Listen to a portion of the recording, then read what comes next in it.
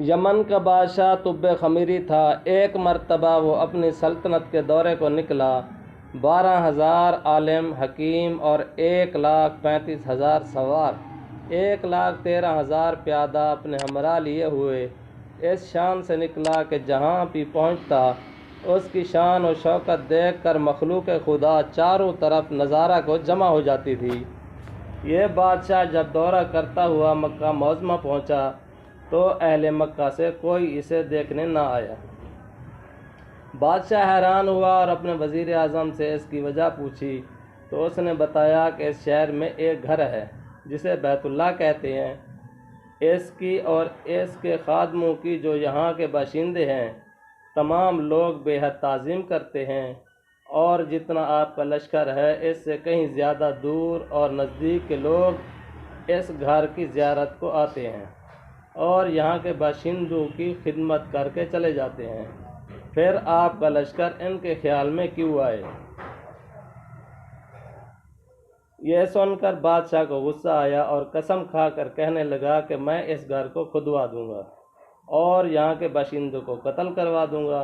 یہ کہنا تھا کہ بادشاہ کے ناک، منہ اور آنکھوں سے خون بہنا شروع ہو گیا اور ایسا بدبودار معدہ بہنے لگا کہ اس کے پاس بیٹھنے کی بھی طاقت نہ رہی۔ اس مرض کا علاج کیا گیا مگر افاقہ نہ ہوا۔ شام کے وقت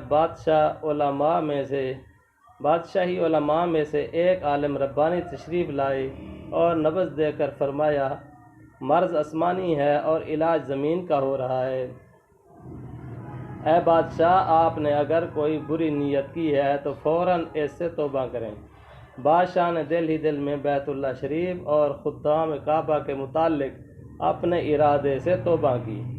توبہ کرتے ہی اس کا وہ خون اور معدہ بہنا بند ہو گیا، اور پھر صحت کی خوشی میں اس نے بیت اللہ شریف کو ریشمی غلاف چڑھایا اور شہر کے ہر باشندے کو 7 اشرفیاں اور 7 ریشمی جوڑے نظر کیے۔ پھر یہاں سے چل کر مدینہ منورہ پہنچا تو ہمراہی علماء نے جو کتب سماویہ کے عالم تھے وہاں کی مٹی کو سونگھا اور کنکریوں کو دیکھا، اور نبی آخر الزماں صلی اللہ علیہ وسلم کی ہجرت گاہ کی جو علامتیں انہوں نے پڑھی تھیں ان کے مطابق اس سرزمین کو پایا تو باہم عہد کر لیا کہ ہم یہاں ہی مر جائیں گے مگر اس سرزمین کو نہ چھوڑیں گے۔ اگر ہماری قسمت نے یاوری کی تو کبھی نہ کبھی جب نبی اکرم صلی اللہ علیہ وسلم تشریف لائیں گے ہمیں بھی زیارت کا شرف حاصل ہو جائے گا، ورنہ ہماری قبروں پر تو ضرور کبھی نہ کبھی ان کی جوتیوں کی مقدس خاک اڑ کر پڑے گی جو ہماری نجات کا ذریعہ بنے گی۔ یہ سن کر بادشاہ نے ان عالموں کے واسطے 400 مکان بنوائے اور اس بڑے عالم ربانی کے مکان کے پاس حضور صلی اللہ علیہ وسلم کی خاطر 1-2 منزلہ عمدہ مکان تعمیر کروایا اور وصیت کر دی کہ جب آپ صلی اللہ علیہ وسلم تشریف لائیں تو یہ مکان آپ کی آرام گاہ ہو۔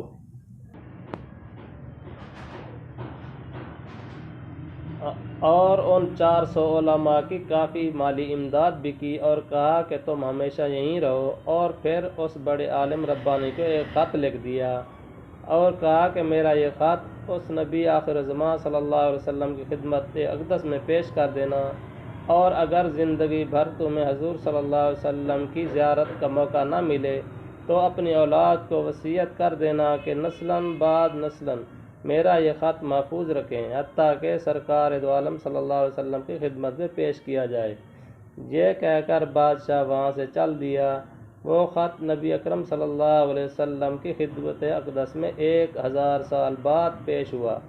کیسے ہوا اور خط میں کیا لکھا تھا سنیے اور عظمت حضور صلی اللہ علیہ وسلم کی شان دیکھیے۔ کم ترین مخلوق طب اول خمیری کی طرف سے شفیع المذننین سید المرسلین محمد رسول اللہ صلی اللہ علیہ وسلم، اما بعد۔ اے اللہ کے حبیب، میں آپ پر ایمان لاتا ہوں اور جو کتاب اب آپ پر نازل ہوگی اس پر بھی ایمان لاتا ہوں، اور میں آپ کی دین پر ہوں۔ بس اگر مجھے آپ کی زیارت کا موقع مل گیا تو بہت اچھا، اور غنیمت، اور اگر میں آپ کی زیارت نہ کر سکا تو میری شفاعت فرمانا، اور قیامت کے روز مجھے فراموش نہ کرنا۔ میں آپ کی پہلی امت میں سے ہوں اور آپ کے ساتھ آپ کی آمد سے پہلے ہی بیعت کرتا ہوں۔ میں گواہی دیتا ہوں کہ اللہ ایک ہے اور آپ اس کے سچے رسول ہیں۔ شاہ یمن کا یہ خط نسلاً بعد نسلاً ان 400 علماء کے اندر حرز جاں کی حیثیت سے محفوظ چلا آیا، یہاں تک کہ 1000 سال کا عرصہ گزر گیا۔ ان علماء کی اولاد اس کثرت سے بڑھی کہ مدینہ کی آبادی میں کئی گنا اضافہ ہو گیا، اور یہ خط دست بدست مع وصیت کے اس بڑے عالم ربانی کی اولاد میں سے حضرت ابو ایوب انصاری رضی اللہ عنہ کے پاس پہنچا، اور آپ نے وہ خط اپنے غلام خاص ابو لیلہ کے تحویل میں رکھا۔ اور جب حضور صلی اللہ علیہ وسلم نے مدینہ ہجرت فرمائی اور مدینہ کی الوداعی گھاٹی سنیات کی گھاٹیوں سے آپ صلی اللہ علیہ وسلم کی اونٹنی نمودار ہوئی، اور مدینہ کی خوش نصیب لوگ محبوب خدا کا استقبال کرنے کو جوق در جوق آ رہے تھے، اور کوئی اپنے مکانوں کو سجا رہا تھا تو کوئی گلیوں اور سڑکوں کو صاف کر رہا تھا، اور کوئی دعوت کا انتظام کر رہا تھا، اور سب یہی اصرار کر رہے تھے کہ حضور صلی اللہ علیہ وسلم میرے گھر تشریف لائیں۔ حضور صلی اللہ علیہ وسلم نے فرمایا کہ میری اونٹنی کی نکیل چھوڑ دو، جس گھر میں یہ ٹھہرے گی اور بیٹھ جائے گی وہی میری قیامگاہ ہوگی۔ چنانچہ جو 2 منزلہ مکان شاہ یمن تبی خمیری نے حضور کی خاطر بنوایا تھا، وہ اس وقت حضرت ابو ایوب انصاری رضی اللہ عنہ کی تحویل میں تھا۔ اسی میں حضور صلی اللہ علیہ وسلم کی اونٹنی جا کر ٹھہر گئی۔ لوگوں نے ابو لیلہ کو بھیجا کہ جاؤ حضور صلی اللہ علیہ وسلم کو شاہ یمن تبی خمیری کا خط دے آؤ۔ جب ابو لیلہ حاضر ہوا تو حضور صلی اللہ علیہ وسلم نے اسے دیکھتے ہی فرمایا، تو ابو لیلہ ہے؟